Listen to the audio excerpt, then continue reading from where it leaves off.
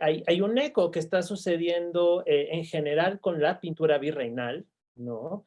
Que la hemos empezado a ver en espacios donde normalmente no lo habíamos considerado, ¿no? Porque ha habido tradicionalmente dentro de la historiografía esta idea de que la pintura novohispana o la pintura virreinal era una derivación a veces no bien formada de la pintura española, ¿no? Entonces,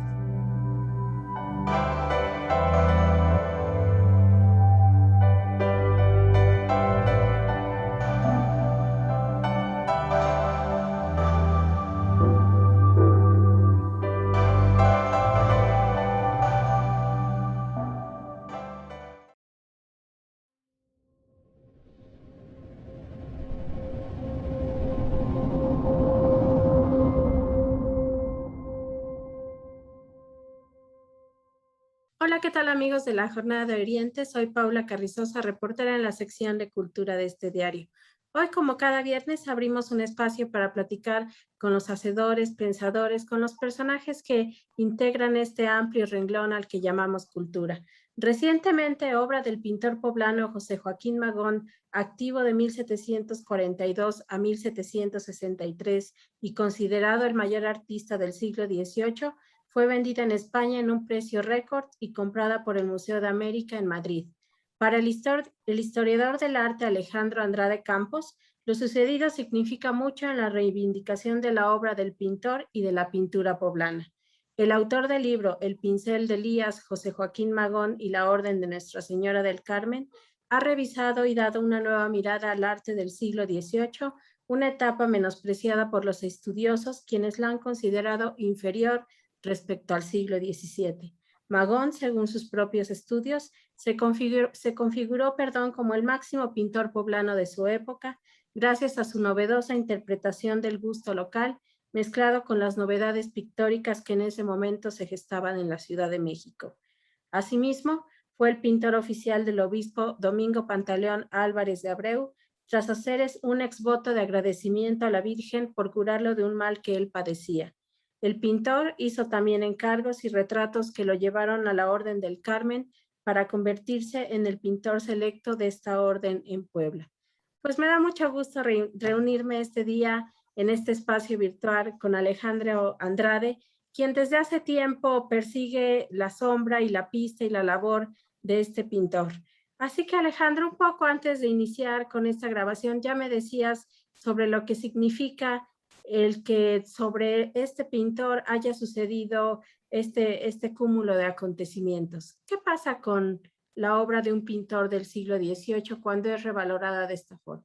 pues, antes que nada, muchísimas gracias, Paula, por permitirme platicar contigo en este espacio. Siempre tener una charla contigo es verdaderamente un deleite, ¿no? Y pues en este caso es un motivo de alegría y de entusiasmo el que nos trae acá, ¿no? A mí de manera como muy particular, pero lo que tratamos de contagiar es llevar esa energía a los poblanos, ¿no?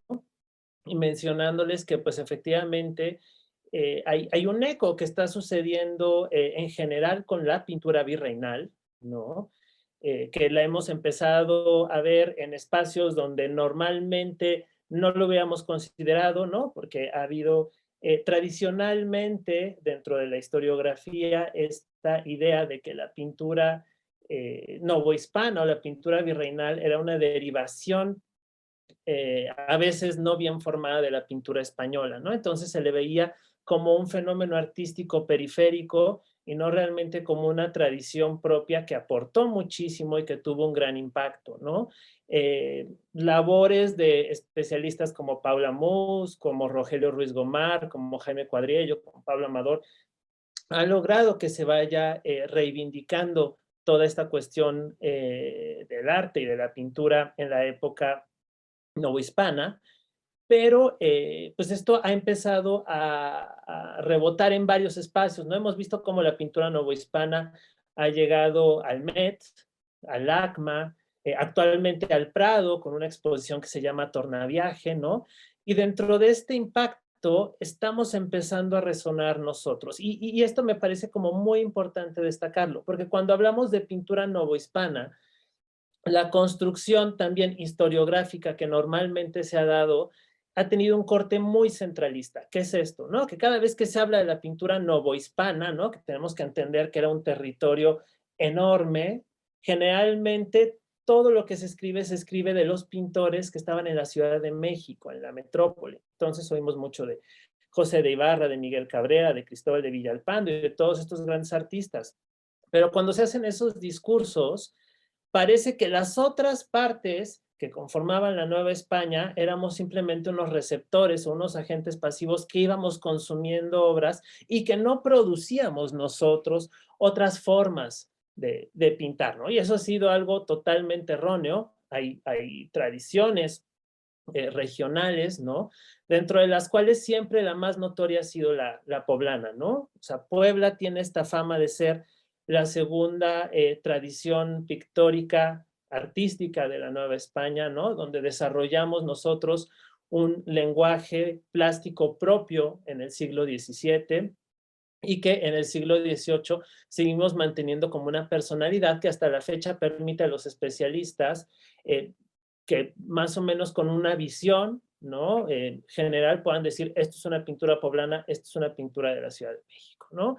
Entonces, estábamos como un poco perdidos, ¿no? Pero de repente estas noticias que se empiezan a dar de la valoración de un artista poblano, ¿no? O sea, de que no están comprando un Villalpando, un Cabrera, un Ibarra, un Morlete, ¿no? Todas estas grandes figuras que se conocen bien dentro del ambiente de los estudios novohispanos, sino que realmente ya se está yendo a esta cuestión regional, ¿no? Y ver cómo como el Estado español, ¿no? Que a veces es como tan selectivo con lo que compra y con lo que ejerce en un derecho de tanteo, que la legislación española lo permite, de repente voltear a ver los ojos a esta colección de 17 láminas de cobre que verdaderamente es divina y es exquisita, ¿no? Son cuadros pues relativamente pequeños, no pasan de los 40 centímetros, pero están realizados con una ejecución tan delicada que definitivamente a las autoridades, ¿no? Y a todas las personas que van trabajando en los museos les llama la atención, acuden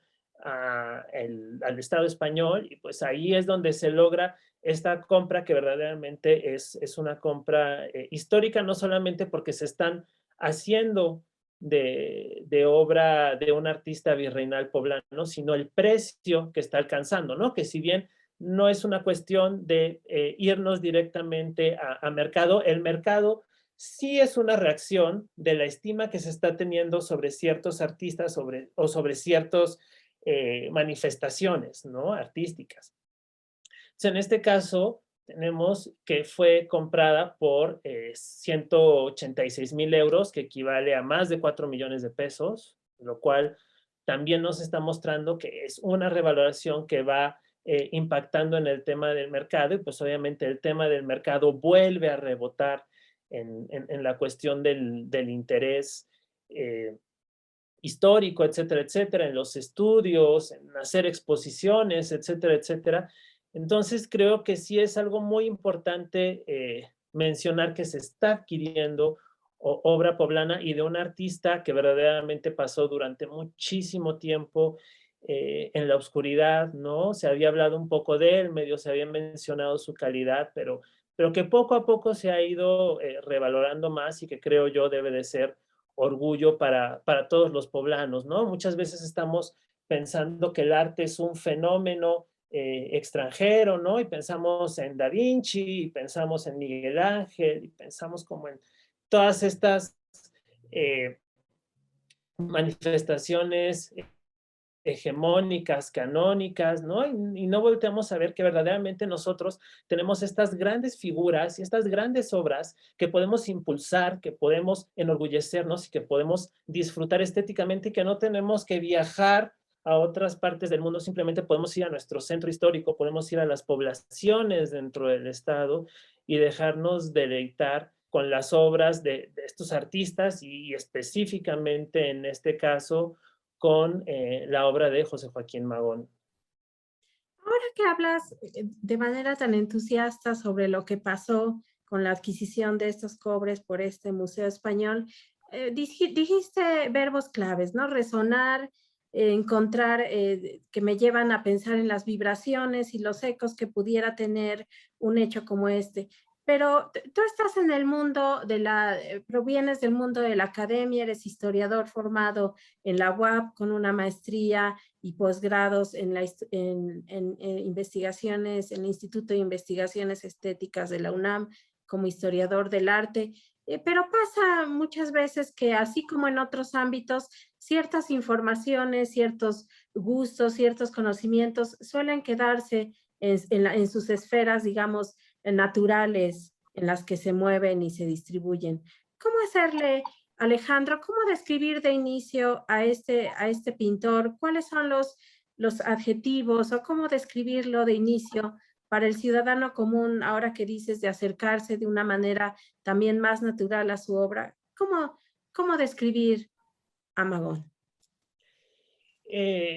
Pues bueno, en cuanto a su obra pictórica, ¿no? Lo que podemos encontrar es un pintor que cuida mucho el tema de las proporciones, ¿no? Que tiene estos personajes siempre muy dulces, ¿no? Que a partir de esta gestualidad logran generar un vínculo muy profundo con el espectador.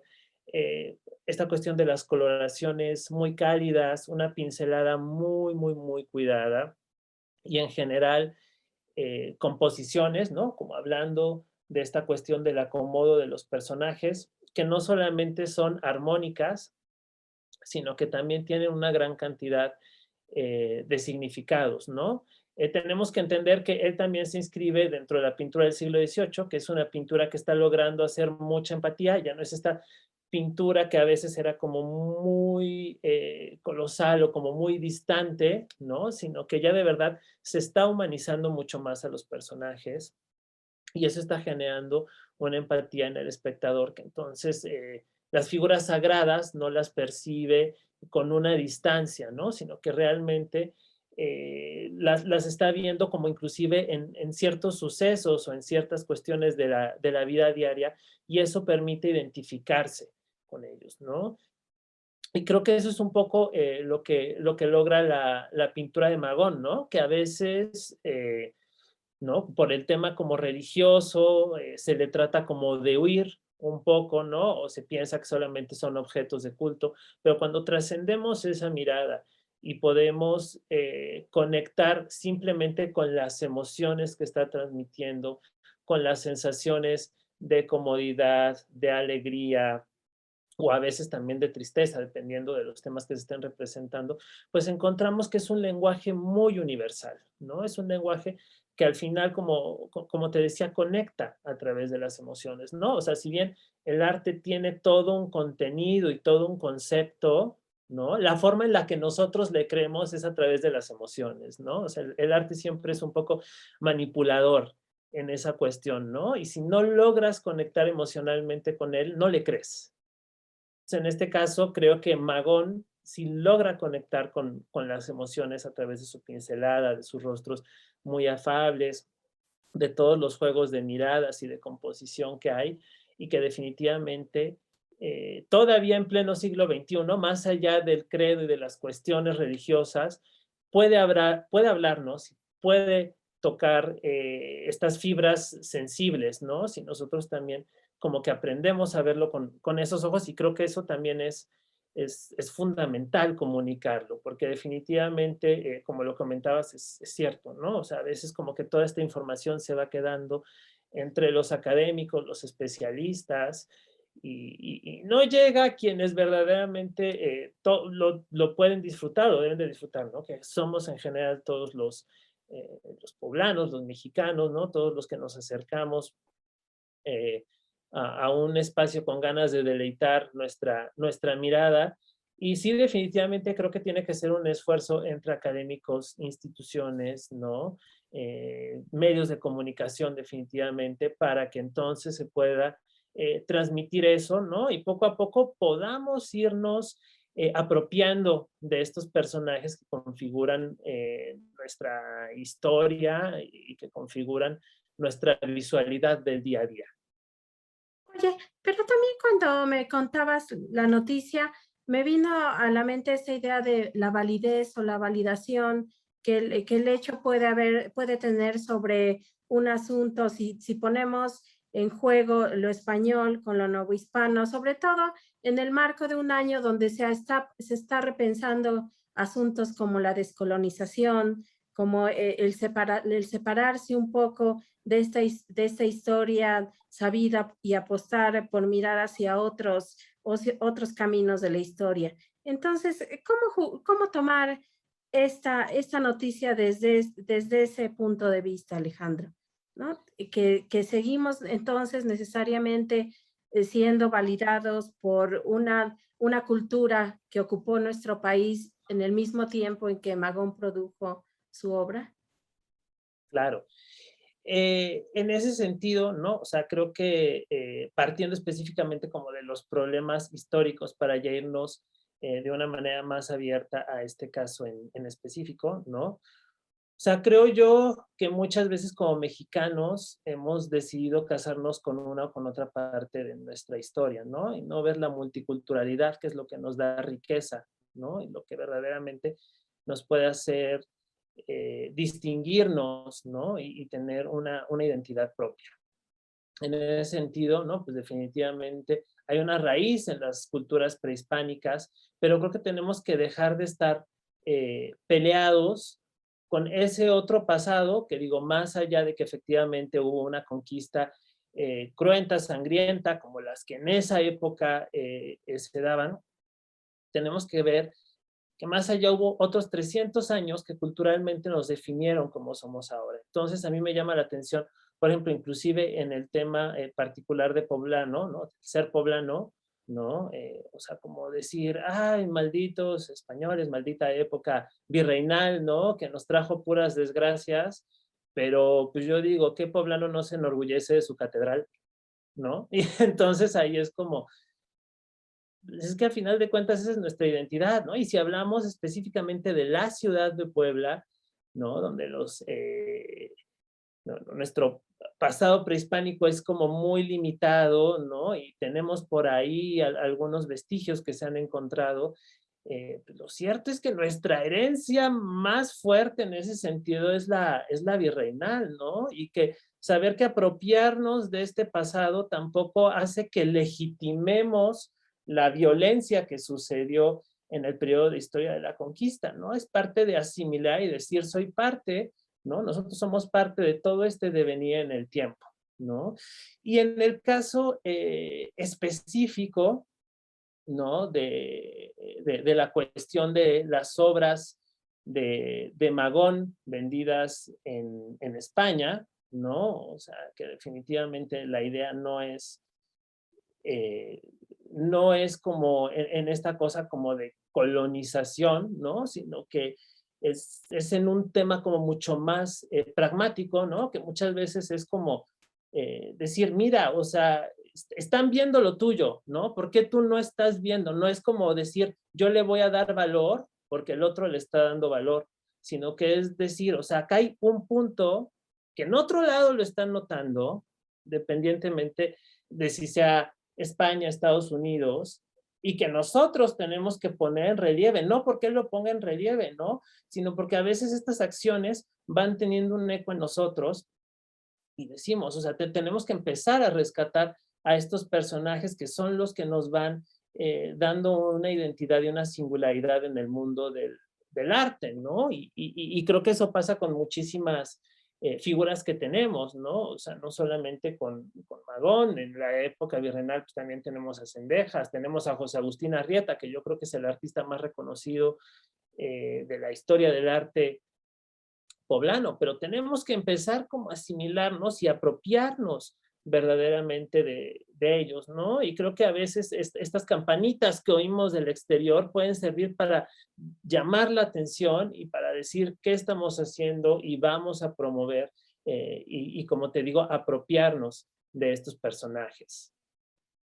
Y ya cuando presentabas tu libro hace un par de años, bien decías, investigadores como Paula Mus o Francisco Marrero destacaban que desde tu ámbito, desde la academia, con ese proyecto de tesis, habías ensanchado el paso para los estudios sobre este siglo XVIII. ¿no? ¿Qué tanto se han abierto desde ese tiempo hasta ahora el espacio para el diálogo, el debate desde el ámbito académico, Alejandro? Pues se ha abierto el espacio de la pintura en general del siglo XVIII, ¿no? Inclusive después de eso, hemos tenido hitos muy importantes como una exposición que estuvo en Palacio de Cultura Banamex y que después viajó al LACMA y al MET, que se llamó Pinxit Mexici, pintado en México, que verdaderamente fue como esta cosa de la dignificación de la pintura del siglo XVIII y abordarla desde nuevos horizontes. Y eso ha ayudado muchísimo, muchísimo, porque de ahí se han dado otros efectos, ¿no? Como por ejemplo Tornaviaje, que si efectivamente no trata de manera peculiar el tema de la pintura en el siglo XVIII, sí tiene muchos ejemplares de eso, ¿no? En un tema de mercado también hemos visto cómo todos estos artistas se van revalorando y cada vez van ampliando como su mercado, lo van consumiendo en otros museos, ¿no? Se van comprando obras de ellos. Entonces ha sido como muy interesante, ¿no? Y dentro de este sentido ha habido pequeñas incursiones, ¿no? Definitivamente de Puebla, dentro de Pintado en México, ¿no? En el catálogo existe un pequeño apartado, ¿no? Que habla justo de la tradición pictórica poblana, ¿no? Fue una obra, ¿no? De la Catedral de Puebla a esa exposición. Entonces, ha habido pequeñas cosas, ¿no? Pero definitivamente, si en la capital, ¿no? Que tiene como toda esta fuerza del centro, apenas está comenzando, nosotros estamos todavía ahí como gateando, pero definitivamente nos tenemos que subir a eso y decir, aquí estamos, ¿no? Porque definitivamente la visibilidad del arte en las regiones no va a venir del centro, ¿no? El centro va a hablar del centro y el centro va a pensar que él es lo que conforma el absoluto y la totalidad del país, ¿no? Entonces nosotros tenemos que decir, también estamos aquí, tenemos que hacernos presentes. Entonces definitivamente falta muchísimo que hacer, pero pues bueno, también hacen falta muchas veces vocaciones, gente que lo esté trabajando, ¿no? Y creo que conforme se vaya contagiando este entusiasmo, vamos a tener más estudiantes que se van a dedicar, que van a ser grandes investigadores y pues va a ser un esfuerzo definitivamente generacional. ¿Y qué tanto se parecen esos tiempos en el sentido ahora que decías que un poco las periferias siguen estando en las periferias y los centros ahí bien colocados? ¿Qué tanto esos tiempos se parecen a estos tiempos en esa construcción del acervo pictórico, ahora de la investigación sobre ese acervo pictórico? ¿Nos alejamos mucho, Alejandro, o nos parecemos? Pues creo que nos seguimos pareciendo en muchas cosas, ¿no?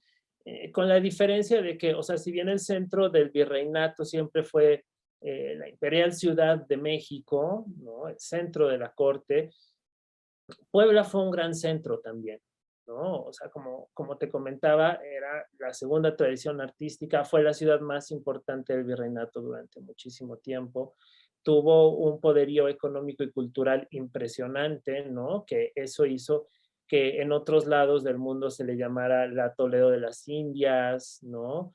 O la Atenas de América, ¿no? O sea, como verdaderamente era un relicario cultural impresionante que, pues sí, definitivamente la cultura devenía en gran parte de un crecimiento económico muy fuerte que permitió florecer estas manifestaciones, ¿no?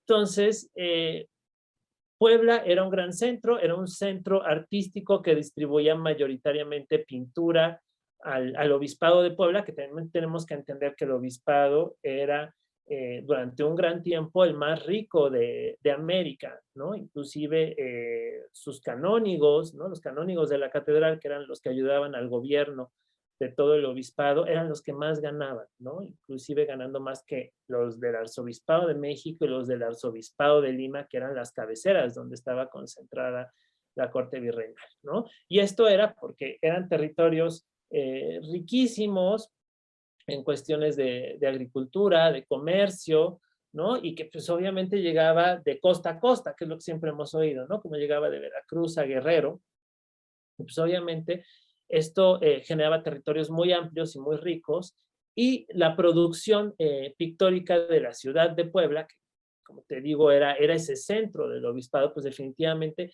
se fue llevando a todo este espacio, ¿no? Entonces definitivamente había un territorio amplio que permitía el desarrollo de las artes, ¿no? Ya después eso fue decayendo un poco, ¿no? Pues con los mismos problemas económicos que fue generando Puebla, luego con las divisiones de los obispados, las construcciones de Estado, el siglo XIX, etcétera, etcétera, ¿no? Pero creo que tenía como una fuerza que definitivamente se ha perdido, ¿no? Y si bien desde esa época la Ciudad de México era la gran productora de arte que iba distribuyendo a todos lados, ¿no? Porque pintura de la Ciudad de México la podemos encontrar en Aguascalientes, en San Luis Potosí, en Guatemala, ¿no? En absolutamente todas las partes del virreinato, ¿no? Inclusive algunas se fueron hasta Venezuela y a otros lugares de Sudamérica, porque también hubo un comercio fuerte con los mismos virreinatos del sur. Lo cierto es que Puebla también tenía un gran mercado, ¿no? Creo que en ese sentido, si bien la hegemonía de la capital se ha conservado en todas las cuestiones culturales, artísticas, etcétera, etcétera, ¿no? Puebla ha perdido un peso y un poder que pues, se ha visto reflejado en todo, ¿no? Inclusive como en esta capacidad de la propuesta cultural, de la identificación de nuestros elementos identitarios, ¿no? Y creo que si bien siempre hemos estado como a la sombra de este gran centralismo que siempre ha significado la Ciudad de México, creo que antes teníamos como una mayor fuerza de equilibrio que se ha ido perdiendo. Así es, coincido contigo. Oye, Alejandro, y por último, en esta idea de bajar y compartir la sensibilidad para el ciudadano de a pie, ¿dónde encontrar y empezar a identificar a Magón? Si vas caminando en la ciudad, ¿qué visitar, Alejandro? Claro. Pues tenemos varios templos, varios recintos también que van conservando su obra. Tenemos muchísimo, como ya lo mencionabas en la introducción, en los templos carmelitas, ¿no? Por ejemplo, si nosotros nos vamos al templo de Nuestra Señora del Carmen, ahí podemos encontrar varias obras en la capilla del Niño de Praga, que es la última capilla a mano izquierda. Ahí tenemos unas obras un poquito ya desgastadas por el tiempo, pero que representan la Pasión de Cristo, y también una alegoría de Juan de Palafox con la Orden del Carmen. A la entrada de la capilla podemos encontrar también una alegoría de la Virgen del Carmen con varios santos.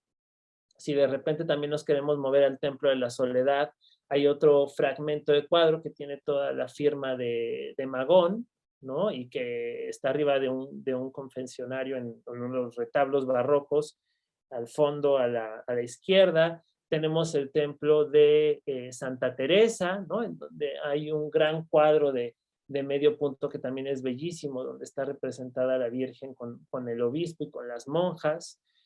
Tenemos también obra en el Museo Universitario Casa de los Muñecos, la representación de Santa Pulqueria, que también es una pieza interesantísima. También podemos ir encontrando representaciones de la Virgen de la Luz, que hizo bastantes, por ejemplo, en el Templo de Santa Clara. Creo yo que en el mismo santuario de la Virgen de la Luz, la imagen principal fue ejecutada por Magón. En el Templo de Capuchinas también hay otra Virgen de la Luz. Y bueno, si nos queremos ir a recorrer otras partes del estado, yo les recomendaría la parroquia de Tecamachalco, que tiene unos cuadros bellísimos de alegorías de bautizos, ¿no? Del bautizo de la Virgen, de Cristo y de San Juan el Bautista. Y un lugar que de verdad se los recomiendo a todos, que es un deleite ir, que para mí es una de las iglesias más hermosas del estado, es verdaderamente un relicario que pocos conocen, es el templo de Santa María Tochtepec. En este lugar, el bautisterio, que es la capillita que está entrando a mano izquierda, tiene una serie de alegorías de los 7 sacramentos que están firmados por Magón y que también son muy bonitas porque podemos ver un poquito de la vida cotidiana de la época, ¿no? O sea, vemos, por ejemplo, el sacramento del matrimonio, pero los que se están casando, pues son personajes de la época, ¿no? O sea, vemos la unción de los enfermos, todas estas partes de la vida social vinculadas con lo religioso de una manera como muy cotidiana y también podemos aprender de cómo era la vida en esa época con él, ¿no?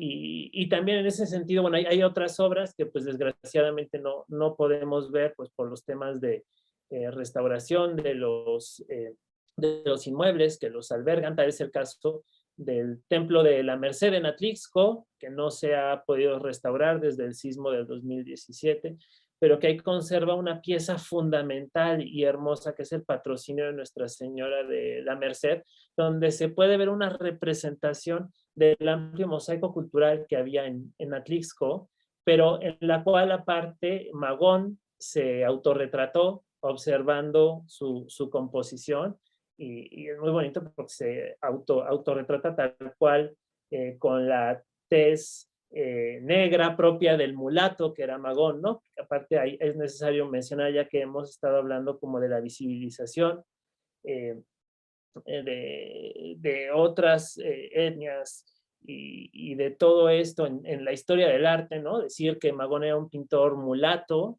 ¿no? Que era un personaje que a pesar de que siempre tenemos en este imaginario que es muy difícil o que debió de haber sido muy difícil en el tema racial sobresalir en esta época, pues lo cierto es que su talento lo logró llegar a ser el mejor pintor del obispado, a tratar con las personas pues, con mayor rango en esa época, a ser el pintor del obispo sin importar pues todas estas condiciones que de entrada siempre pensamos que eran limitantes definitivas y que en este caso pues podemos ver que no. Entonces, esta es una obra que me parece interesantísima, que es hermosa, ¿no? Que desgraciadamente no la podemos ver por lo del sismo, ¿no? Y que es una obra que permanece dentro del templo por las grandes dimensiones que tiene, que está encajonada y que pues también definitivamente se tiene que rescatar pronto, ¿no? Y poder exponer,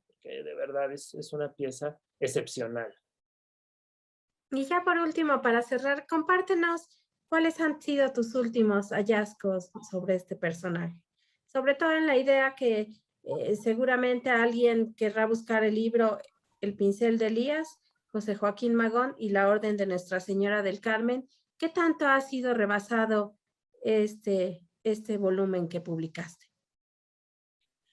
Pues sí ha habido más hallazgos en cuanto a piezas, ¿no? O sea, han salido piezas muy interesantes, por ejemplo, un San Abelino que está en la Catedral de Michoacán, ¿no? Que está desde esa época, que también nos permite entender como una apertura del mercado más allá del mismo obispado, ¿no? Sino que también hay obra en Michoacán que se compró. Estos cobres que han salido en España, también salieron otras 2 piezas de cobre firmadas por Magón en subastas anteriores, que también nos están hablando de este comercio con España y de que hay gente que está consumiendo obras de él y justo pues en cobre, que es un formato pequeño y que permitía poder trasladarlo de una manera como más sencilla.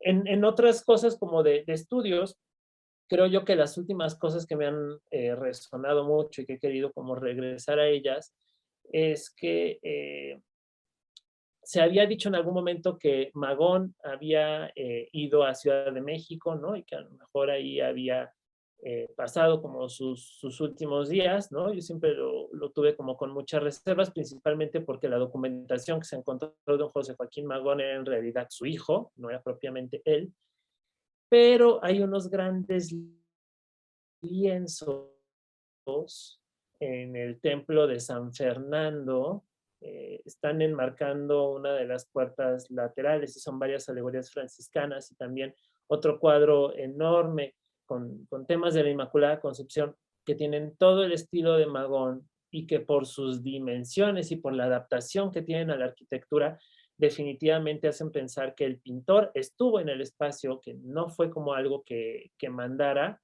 y que pues a lo mejor sí pueden abrir esta posibilidad de que haya estado en Ciudad de México. La verdad es que es un tema que todavía va a dar para mucho, ¿no? Y que pues sí espero que empiece a tener salidas de diferentes formas, ¿no? O sea, ya sea como a lo mejor con la revisión del libro, aumentando las cosas, conferencias, etcétera, etcétera, porque definitivamente estos artistas y estos personajes siempre nos van a dar de qué hablar y de diferentes formas de reinterpretar tanto su vida como sus obras, ¿no? Entonces, esta es una cuestión que ahorita en una generación nos corresponde, pero que después otra va a llegar con otros ojos y lo va a voltear a ver y va a decir otras cosas totalmente distintas, porque al final las reconstrucciones que hacemos del pasado hablan más de nosotros mismos y de nuestras inquietudes y de las necesidades que nosotros tenemos con él, que lo que realmente el pasado en su sentido más estricto fue, ¿no? Entonces eso siempre va a ser, para algunas personas puede ser un poco decepcionante, ¿no? Porque es de, no, no, nunca voy a saber la realidad exacta, ¿no? Como aparte si hubiera una sola realidad en esa época, ¿no? Hay bastantes realidades. Pero es muy bonito porque siempre nos va a permitir,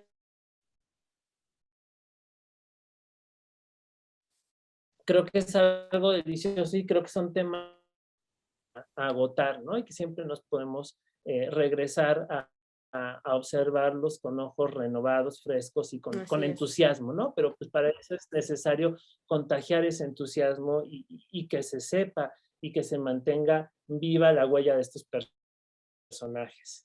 Pues muchas gracias. Yo te agradezco mucho que te hayas reunido este momento conmigo, con quienes nos vean, se encuentren esta cápsula ahí flotando en el internet, porque nos compartes tu pasión y nos ayudas a construir un poco lo que decimos la identidad, que parece ser un asunto, ¿no? Como a veces muy difícil de abstraer o de concretar, pero todos estos aspectos nos van dando idea, ¿no? De lo que somos y de lo que somos ahora en consonancia con aquello que ya pasó. Así que te agradezco mucho, Alejandro.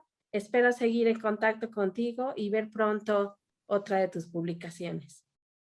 Muchísimas gracias, Paula. Ha sido un placer poder platicar esta noche contigo y muchas gracias a todos los que nos sintonizan. Gracias.